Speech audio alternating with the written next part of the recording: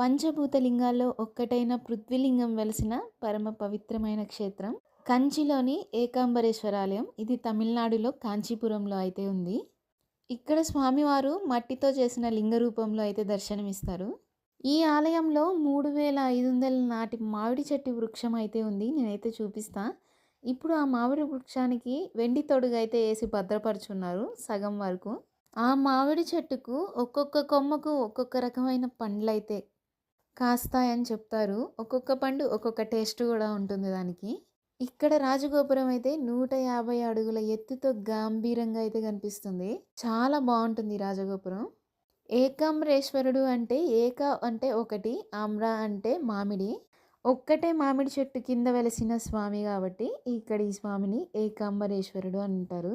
ఆలయ ప్రాంగణంలో ఉన్న 1000 స్తంభాల మండపం అయితే శిల్పకళ చాతుర్యానికి నిదర్శనం ఇక్కడ.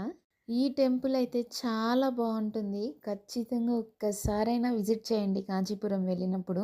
కాంచీపురంలో మెయిన్ టెంపుల్స్ అండి ఇవి. కంచి కామాక్షి అమ్మవారు, ఏకాంబరేశ్వర ఆలయం, ఇది శివకంచి. మెయిన్ కాంచీపురంకి వెళ్తే మనం మిస్ అవ్వకుండా వెళ్ళేది వెండి బల్లి, బంగారు బల్లిని అయితే తాకుతాం కదా. అది ఉండే టెంపుల్ వచ్చి విష్ణు కంచి. అక్కడ వెంకటేశ్వర స్వామి ఉంటారండి. అసలు 2 కళ్ళు సరిపోవు. తిరుమలలో మొదటి గడప దర్శనం చేసుకున్నంత ఇది ఉంటుంది ఆ టెంపుల్లో. ఆ టెంపుల్ కూడా నేను వెళ్ళినప్పుడు వీడియో తీసున్నాను. నెక్స్ట్ అయితే పోస్ట్ చేస్తా. ఇదేనండి ఆ మామిడి చెట్టు మాను. చాలా బాగుంది టెంపుల్ అయితే. మేము శివరాత్రి టైంలో వెళ్ళడం వల్ల అంతా డెకరేషన్స్ అవన్నీ చేస్తున్నారు.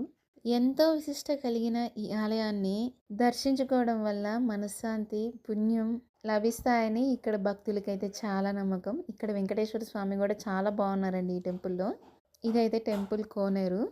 మీకందరికీ చాలా మంచి ఆలయాన్ని చూపించాలనుకుంటున్నా. వీడియో నచ్చితే లైక్ చేయండి. ఛానల్ని సబ్స్క్రైబ్ చేయడం మర్చిపోకండి.